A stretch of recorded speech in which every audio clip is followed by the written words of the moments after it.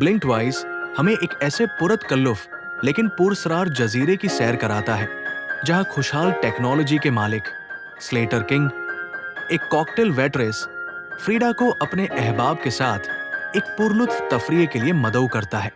इब्तिदा में यह जजीरा एक ख्वाबनाक आलम पेश करता है। आफताबी रोशनी में नहाए हुए दिन, लजीज खाने और एक बेफिक्री का माहौल। मगर इस पुरतकल्लुफ छुट्टी के पर्दे के पीछे एक बेनाम बेचैनी धीरे धीरे उभरने लगती है। फ्रीडा अजीबोगरीब वाकयात का सामना करती है, लम्हों की गुमराही और एक मुसलसल कचोट जो उसे इशारा देती है कि कुछ गड़बड़ है। वो अपने ही शऊर पर शक करने लगती है और बिखरे हुए सिरों को मिलाने की जद्दोजहद करती है।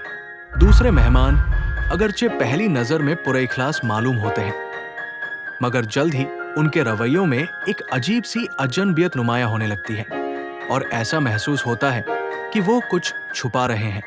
जैसे जैसे दिन गुजरते हैं, माहौल की दिलकशी एक खौफनाक गुबार में बदल जाती है। फ्रीडा के शुभात बढ़ते जाते हैं और उसे यकीन हो जाता है कि इस जजीरे की रौनक एक तारीख और खतरनाक हकीकत को पोशीदा रखे हुए है। वो वक्त में तजाद, एक साथी मेहमान के गायब होने और इस बढ़ते हुए एहसास को महसूस करती है कि उसके साथ छेड़छाड़ की जा रही है। फिल्म का तनाव तब शिद्दत इख्तियार करता है जब फ्रीडा जजीरे के पोशीदा राज खोलने की कोशिश करती है। वो सारा एक और मेहमान से गुफ्तगू करती है जो इसी तरह की घुटन और परेशानी महसूस कर रही होती है। दोनों मिलकर इस शुबे पर इत्तिफाक करती है कि कोई संगीन मुआमला दरपेश है। वो तहकीकात शुरू करती है, हकीकत और फ्रेब के दरमियान हदबंदियां तलाशने की कोशिश करती है। जजीरे की पुरकशिश फिजा अब उनकी खौफजदा निगाहों में एक कैदखाना बन जाती है। वो महसूस करती है कि वो फंसी हुई है, अलग थलग कर दी गई है और इस उलझन में है कि किस पर एतमाद किया जाए। उन्हें इंकिशाफ होता है कि स्लेटर एक खास दवा इस्तेमाल करता है जो उसके मेहमानों को नाखुशगवार या तकलीफदेह वाकयात भूल जाने पर मजबूर कर देती है, उनकी यादों और एहसासात पर पूरा इख्तियार हासिल करने का एक जरिया।